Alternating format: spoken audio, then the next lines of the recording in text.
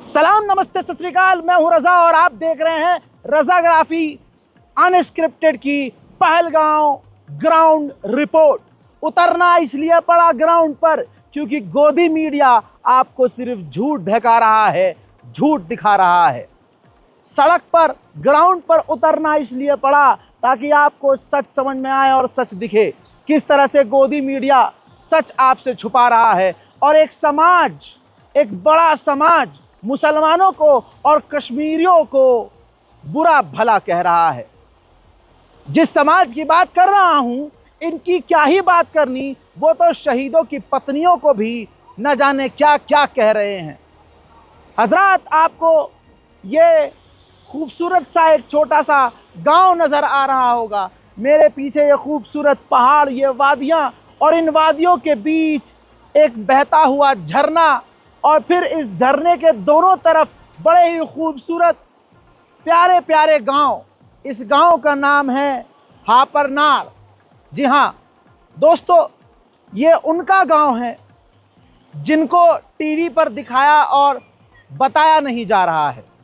जिस तरह से पूरे हिंदुस्तान में मुसलमानों को काफ़ी ही मेहनत करके, बड़ी ही मेहनत करके बदनाम करने की कोशिश की जा रही है, आज अंधभक्तों को और हिंदू समाज को मैं झकझोरने आया हूं कि ज़रा शर्म करो जो ये कह रहे हैं कि नाम पूछकर मारा है।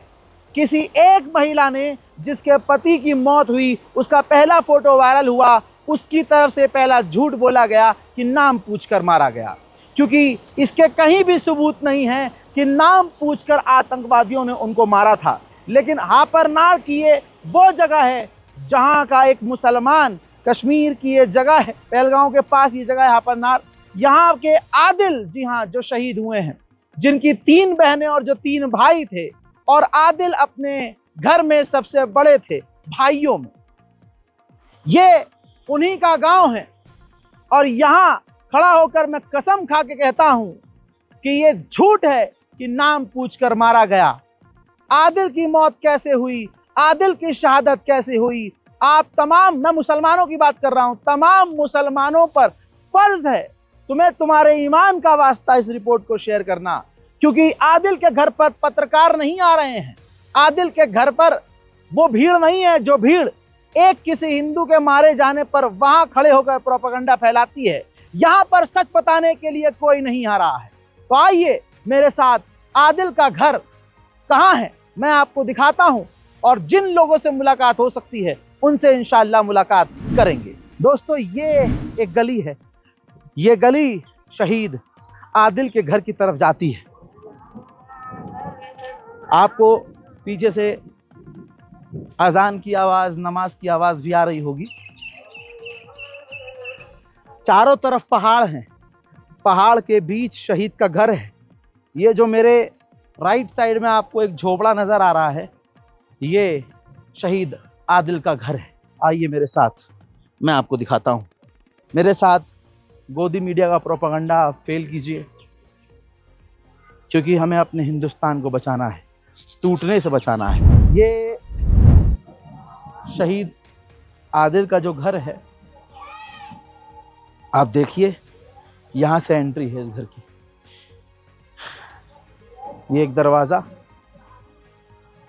ये एंट्री है।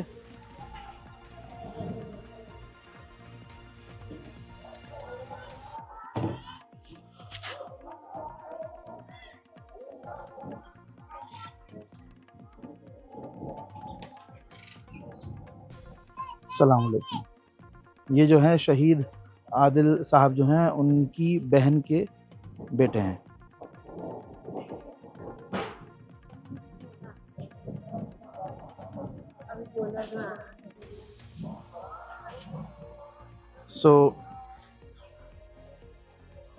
हम इस वक्त शहीद आदिल साहब के घर के अंदर हैं।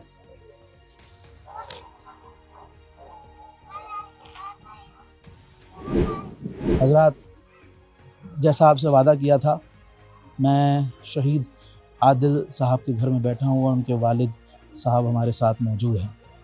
मेरे दिमाग में इस वक्त कोई सवाल नहीं है, कुछ बेचैनियाँ थी और वो यहाँ आकर और बढ़ गई है। जैसा कि मैं आपको विजुअल्स में दिखा रहा हूँ कि कोई बहुत मजबूत फैमिली नहीं, कोई बहुत पैसे वाले घर नहीं, एक गांव में रहने वाला एक छोटा सा परिवार। हमने इनसे जो सवाल करने हैं वो लाइव ऑन कैमरा करेंगे, क्योंकि आपको पता है गोदी मीडिया रिकॉर्ड कुछ और कर रहा है, दिखा स्टूडियो में एडिट करके कुछ और रहा है। लिहाजा क्या हुआ, कैसे हुआ, बस उनके वालिद से चंद मिनटों में ये पूरी चीज़ समझ लेंगे। तो जनाब, ये कैसे हुआ? आप उस वक्त कहाँ थे जब ये हादसा हुआ?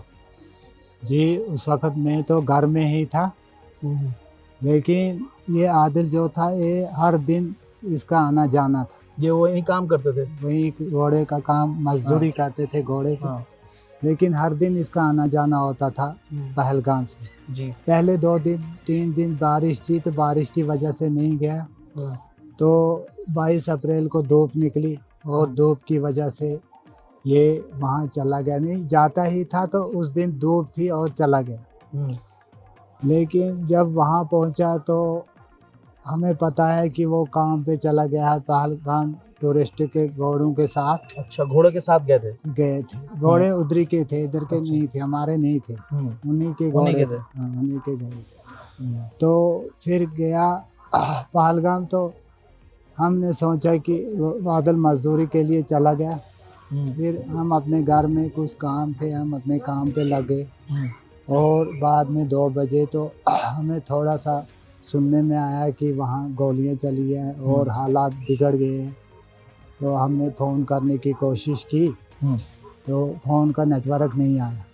नेटवर्क नहीं था ना, उधर बाईसर में नेटवर्क नहीं होता। हाँ, तो वो नहीं आया। तो हम ऐसे करते करते 4:30 बज गए। जब नेटवर्क नहीं आया तो हमने सोचा कि क्या पता आदल ऊपर होगा, उधरी होगा, कहाँ होगा, यहाँ किस रास्ते से निकल के आया होगा। तो फिर बाद में जब 4:30 पौने 5 बजे के दरमियान फ़ोन ऑन हुआ, तो हमने सोचा शुक्र कि अब फ़ोन ऑन हुआ और आदल वहाँ से नीचे आ गए। अच्छा, आपको लगा कि आदिल नीचे आ गए हैं? नीचे आ गए हैं, अब टावर आ गए हैं। तो बस हमने बहुत सी कॉलें की, लेकिन फ़ोन कोई नहीं उठा रहा। हम ऐसे ही करते करते शाम भी हो गई, तो फ़ोन किसी ने नहीं उठाया। फिर हम बहुत दुख में पड़ गए, क्या पता क्या है क्या नहीं। तो ऐसे करते करते जब शाम हुई तो हम अशमुकाम थाने में चले गए और वहाँ रिपोर्ट लिखवाई और परमिशन लेने की कोशिश की, लेकिन उन्होंने परमिशन नहीं दी। ऊपर जाने की परमिशन नहीं दी पहलगाम जाने की, क्योंकि यहाँ पे स्टाफ नहीं है। अब वहाँ नहीं जा सकते, वहाँ हालात बहुत खतरे में है। आप घर वापस जाओ, जब कोई पता लगेगा तो हम आपको संदेशा भेज देंगे। लेकिन हम जब घर आए तो पूरा अंधेरा हो गया और हम इसी तड़प में रहे कि क्या पता क्या है, कहाँ है, कैसा है। मतलब रात हो गई, पता नहीं चला कि क्या हुआ, पता नहीं चला क्या हुआ बेटे। फिर जब थोड़ा टाइम गया तो वहाँ पहलगाम में बांध था, लेकिन थोड़ी देर बाद पता लगा कि वहाँ खुल गया और हमारे लड़के जो थे वो निकले। और ये भी उनको थोड़ा पता लग गया था कि वहाँ हॉस्पिटल में कुछ लाशें हैं और कुछ ज़ख्मी भी हैं। तो फिर हमारे 5-6 बंदे यहाँ से गए, जिन्होंने आदिल का नाम वहाँ पाया। और जाते ही इनको थोड़ी देर के बाद हॉस्पिटल वालों ने लाशों को एम्बुलेंस में भरा और फिर जाके श्रीनगर हॉस्पिटल में दाखिल किया। तो हमारे बंदे भी उनके साथ थे।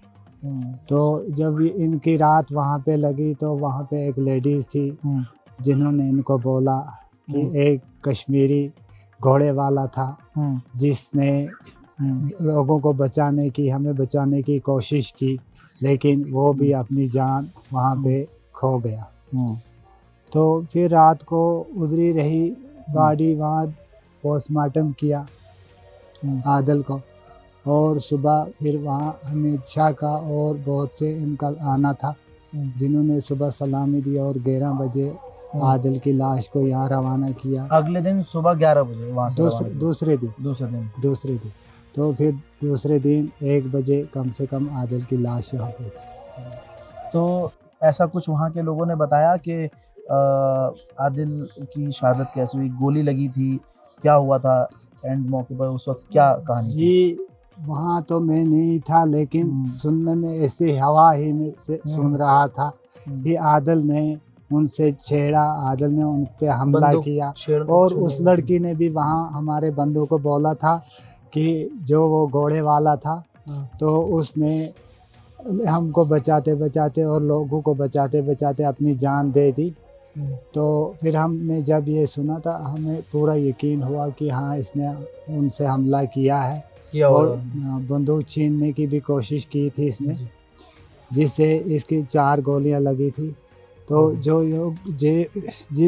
पहली गोली इसके इस बाजू में लगी थी, जिससे इसका गोश्त भी नहीं था, सिर्फ हड्डी थी। उससे भी सबूत होता है कि इसने, और इसके थोड़े हाथों में यहाँ पे काला रंग और जख्म लगा था कि इसने बंदूक को छीनने की कोशिश की थी, लेकिन उन्होंने ऐसे ही फायर लगाया है तो इसका गोश्त ही खत्म हो गया। तो और फिर उन्होंने और 3 गोलियां दी थी, एक इस गले में, एक इधर चेस्ट में और एक सीने में, 4 गोलियां दी थी। अल्लाह अकबर। सो दोस्तों, ये वो कहानी है, कहानी जो है, जो सच्चाई है, ये चीज़ कोई किसी को बता नहीं रहा है। अब मेरी तो इतनी हिम्मत भी नहीं हो रही है कि मैं इनसे ये कहूँ कि जहाँ आपके बेटे ने शहादत दी, वहीं देश भर में कुछ लोग हैं जो हिंदू मुसलमान कर रहे हैं, और गोदी मीडिया हिंदू मुसलमान कर रहा है कि नाम पूछ कर मारा है, नाम पूछ कर मारा है।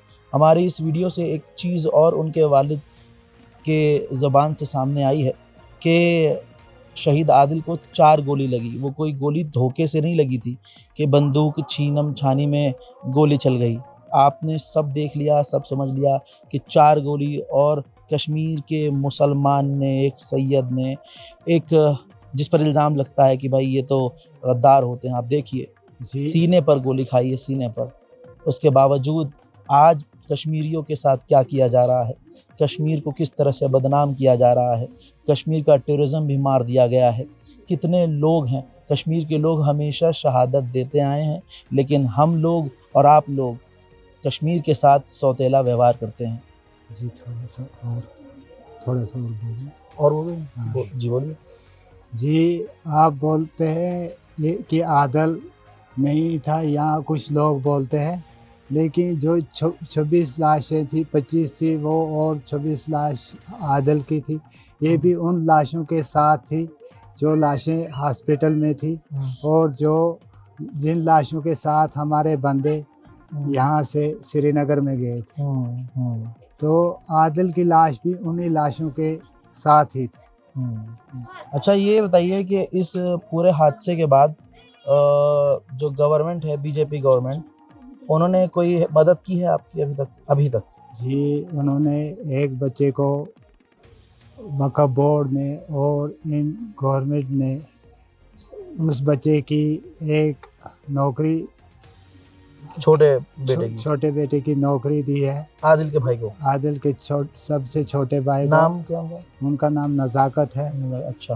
तो मैं गवर्नमेंट से और वक्फ बोर्ड का शुक्रिया अदा करता हूँ कि जिन्होंने ये सोचकर हमारे घर का चिराग फिर नए से जलाया है, तो मैं उनका बहुत बहुत शुक्रिया अदा करता हूँ। अच्छा, ये सुनने में आया कि कोई क्रिकेटर है शिखर धवन, उन्होंने भी कोई वादा किया है?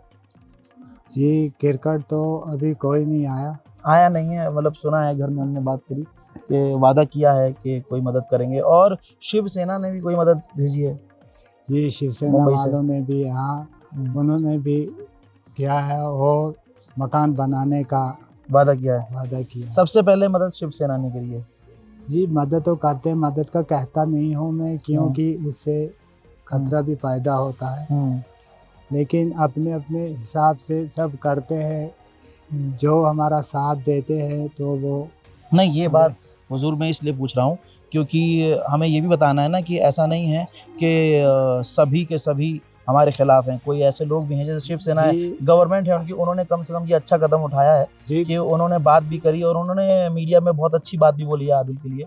तो मैं चाहता हूँ आप बताएं, मदद करी है ना, बस इतना ही हाँ या ना? हाँ जी, मदद करी है, क्यों नहीं करते हैं, हर तरफ की मदद करी है उन्होंने साथ देने की मदद भी करी है, उन्होंने हमारे साथ भाई भाई बनने की मदद भी करी है और मददें भी करी है, सब कुछ किया है, नौकरी भी दी है। अब इससे ज़्यादा क्या करें। बिल्कुल। तो जैसा आपने सुना कि शिवसेना ने, जैसा मैं आपको रिपोर्ट पहले भी कर रहा था, सबसे पहले मैंने आपको शिवसेना जी के जो लीडर हैं उनका बयान मैंने आपको सुना दिया था 4 दिन पहले ही, कि उन्होंने इनके यहाँ बात भी करी और अपने लोग भी भेजे थे। और सबसे पहले मदद जो रिकॉर्ड है हमारे पास जो है मदद के लिए आगे आए थे, वो शिवसेना की तरफ से बयान आया था। और ऐसे मौके पर जब हर जगह और ख़ास एक समुदाय के लोग हिंदू मुसलमान कर रहे हैं, ऐसे में शिवसेना ने अपना बड़ा दिल दिखाया और मदद के लिए आगे हाथ बढ़ाया। और इनका भी इतना बड़ा दिल है कि वो ये भी कह रहे हैं कि सिर्फ हमारी मदद नहीं करी उन्होंने, यानी शिवसेना ने और भी लोगों की मदद की है। बहरहाल इसी दुख के साथ कि अब क्या ही कर सकते हैं और क्या ही बोल सकते हैं, लेकिन कम से कम हम हिंदुस्तानी होने के नाते मेरी गुजारिश है आप सभी लोगों से, अगर आप सच में हिंदुस्तानी हैं, सच में भारतीय हैं, तो कश्मीरियों पर इल्ज़ाम लगाना, कश्मीरियों पर उंगली उठाना, कश्मीरियों को गाली बकना, कश्मीर के लोगों को उल्टा सीधा बोलना, अगर आप कश्मीर को अपना समझते हैं तो मेहरबानी करके ये बंद कर दीजिए। मैं हूँ रज़ा और आप देख रहे थे रज़ाग्राफी अनस्क्रिप्टेड। जय हिंद।